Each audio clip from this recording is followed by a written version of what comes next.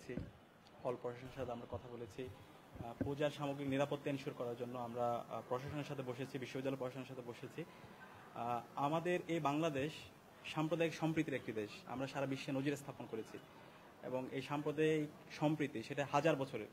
তো এই বছর পূজাতে যেন আমরা সবাই একসাথে আমাদের এই পূজা উৎসব আমাদের নিরাপত্তার সাথে যেন আমরা বাস্তবায়ন করতে পারি, সেই জন্য আমরা হল প্রভোস্টের সাথে এতক্ষণ ধরে মিটিং করেছি এবং হল সংসদের সাথে আমরা বসেছি এবং আমরা সারা দেশের সবাইকে আহ্বান করব আমাদের এই দেশের যে সাম্প্রদায়িক সম্প্রীতি আছে আমরা সবাই একসাথে যেন আমাদের এই সাম্প্রদায়িক সম্প্রীতিকে আমরা আরও সুদৃঢ় করি এবং আমাদের এই বাংলাদেশকে সবার বাংলাদেশ হিসেবে বিনির্মাণ করি।